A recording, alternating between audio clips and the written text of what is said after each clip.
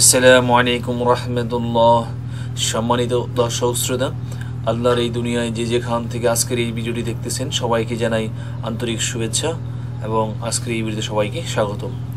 তো ইত্তেফাকে যে নিউজটি প্রতিবেদনটি প্রকাশ করা হয়েছে আজকে 1 ডিসেম্বরে, বার্ষিক পরীক্ষা বন্ধ, সরকারি মাধ্যমিক বিদ্যালয়ের শিক্ষকদের লাগাতার কর্মবিরতি শুরু আজ। তো চলুন এই সম্পর্কে আমরা বিস্তারিত জেনে নিই।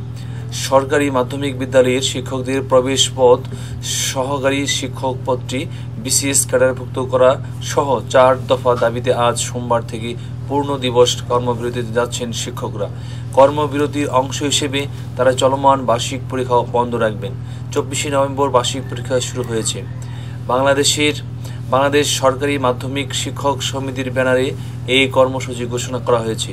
সমিতির একজন শিক্ষক নেতা গতকাল ইত্তেফাকে বলেন, সরকার যদি তাদের দাবি পূরণ করে তাহলে সাপ্তাহিক ছুটির দিন শুক্র ও শনিবার অবশিষ্ট পরীক্ষাগুলো নেবেন এবং ডিসেম্বরের মধ্যে ফলাফল প্রকাশ করবেন। কিন্তু দাবি পূরণ না হলে কর্মবিরতি চলবে।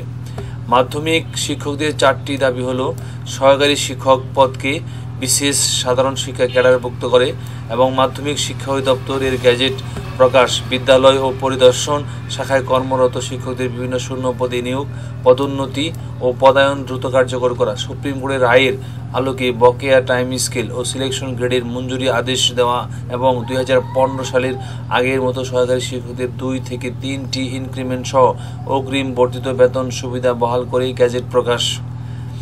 তো এই বিষয়ে সরকারি মাধ্যমিক শিক্ষক সমিতির সংবাদ বিজ্ঞপ্তিতে বলা হয়, দীর্ঘদিনের পেশাগত মর্যাদা ও বেতন ভাতা সংক্রান্ত 4 দফা দাবির বিষয়ে আজ রবিবার মাধ্যমিক ও উচ্চ শিক্ষা দপ্তরের সামনে শিক্ষকরা তাদের দ্বিতীয় দিনের মতো অবস্থান কর্মসূচি পালন করছেন। কিন্তু দাবিগুলো না মানায় আজ থেকে লাগাতার কর্মবিরতিতে যাচ্ছেন। তো আজকে ভিডিও এখানেই শেষ করছি। ভালো থাকবেন সবাই। আল্লাহ হাফিজ। আসসালামু আলাইকুম রহমতুল্লাহি ওয়া বারাকাতুহু।